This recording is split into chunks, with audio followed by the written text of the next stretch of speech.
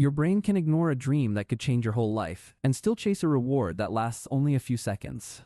That sounds crazy, but it happens every day because fast rewards feel real now, while success usually feels far away, foggy, and hard to touch. Sexual cues hit the brain with a mix that is hard to beat. They are vivid, emotional, biological, immediate, and usually only one click away. Long-term success asks for the opposite kind of effort: patience, planning, boredom, delayed payoff, and faith that today's hard work will matter later. So this video is not about shame, and it is not about calling desire evil. It is about learning why the brain picks now over later. Once you see that pattern clearly, self-control stops looking like magic and starts looking like reward timing, stress control, and smart design. The first big idea is simple. The brain does not always choose what is best for your future. It often chooses what feels strongest in this moment. That is why one image, one thought, one notification, or one late-night urge can feel louder than grades, savings, health, or a career goal. The reason is not that your future is worthless. The reason is that your future is delayed, while the quick reward is already knocking on the door. Psychologists call this temporal discounting, which means a reward starts to feel smaller in your mind when it is farther away in time. A small reward now can beat a bigger reward later, even when your calm, rational mind knows the later reward is much better. That is why someone can truly want a fit body, a better job, or stronger discipline, and still keep choosing the easy hit. The next part is where many people get confused because they hear one word over and over again: dopamine. Dopamine is often called the pleasure chemical, but that short slogan misses the most important part of what dopamine actually does. Dopamine is heavily tied to wanting, chasing, anticipating, and learning what seems worth pursuing, not just enjoying the final reward itself. That difference matters because a person can strongly want something, rush toward it, and then feel far less satisfied after getting it. That is one reason compulsive habits feel so strange from the inside. The craving can be huge, while the payoff can feel weak. So the real trap is not only pleasure. The real trap is the brain learning that certain cues are worth chasing fast and often. Sexual desire shows this clearly because sex is linked to reproduction, which made it deeply important in human evolution. Your ancestors did not evolve around office deadlines, online courses, savings plans, and yearly goals that pay off after months of effort. They evolved in a world where food, danger, mating, and status signals mattered right away for survival and for passing on genes. That does not mean humans are slaves to biology, but it does mean sexual signals arrive with unusual motivational weight. They grab attention fast, they carry emotion, and they often come with novelty, which is another thing the brain finds exciting. Novelty matters more than many people think because the brain often reacts strongly to the chance that the next reward might be especially good.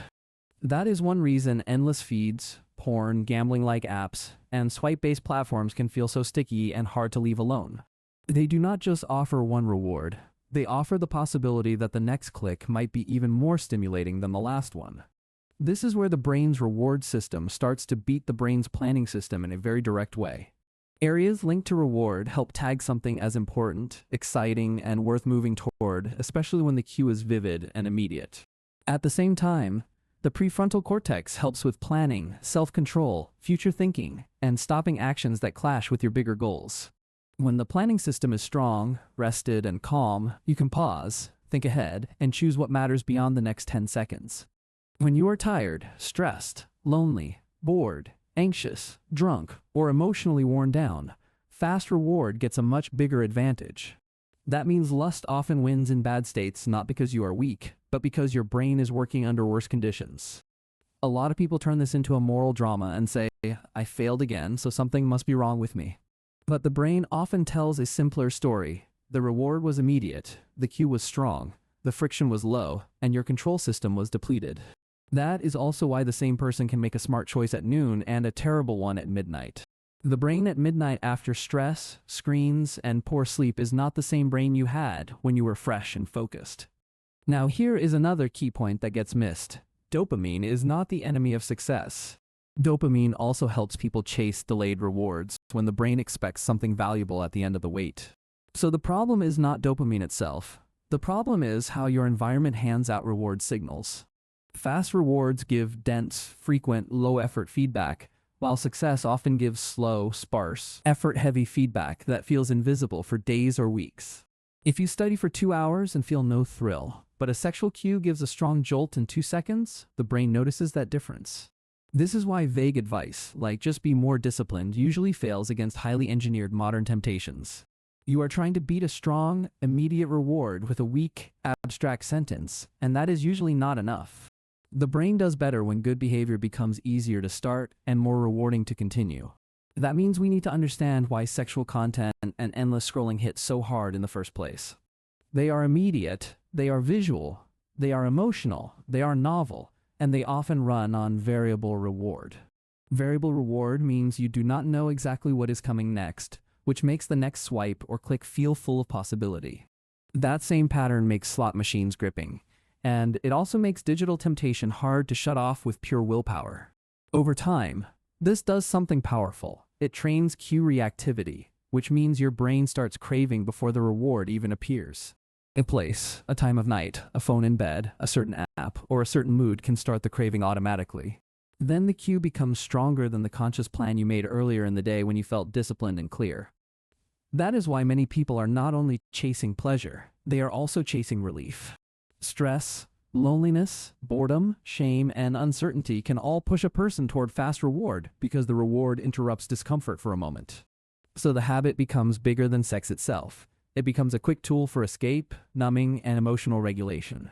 The brain learns, when I feel bad, this action changes my state fast, so it stores that shortcut for later.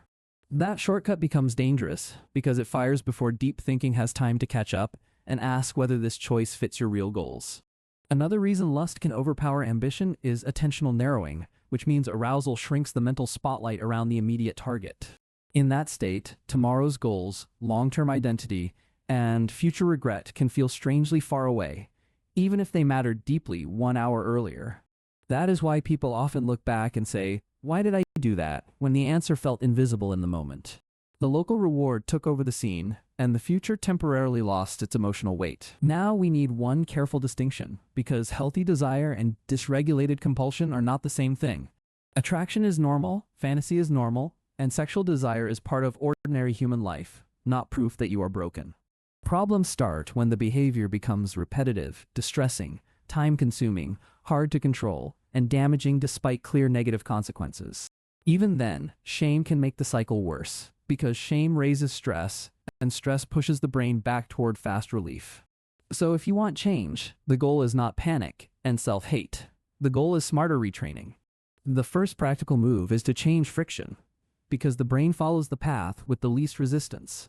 Move the phone out of the bedroom, use blockers, log out, remove save triggers, and stop leaving the temptation one tap away. That does not solve everything, but it raises the starting cost, and even small barriers can break an automatic sequence. The second move is to decide in advance what you will do when the urge shows up. This is called an implementation intention, and it works because the response is chosen before emotion takes over. A simple version could be, if I feel the urge while working, I stand up, breathe for 1 minute, and walk away from the screen. The third move is delay instead of drama, because many urges lose force when they are not fed instantly. Telling yourself wait 10 minutes is often more effective than giving yourself a long speech about morals and discipline. The fourth move is replacement, because the brain handles substitution better than empty suppression. A fast walk, cold shower, a journal page, a quick call, push-ups, or even leaving the room can redirect the state. The fifth move is to make long-term progress visible, because invisible progress is one reason success loses to lust. Use checklists, streaks, milestones, and tiny wins, so the brain gets proof that effort is paying off before the big reward arrives. A huge goal, like build a better life, is too abstract for the emotional brain, but one visible step feels concrete and real. That is why tiny next actions matter so much. The brain responds better to open the file and write one paragraph than become successful. There is also one habit that quietly supports all self-control, and that is sleep.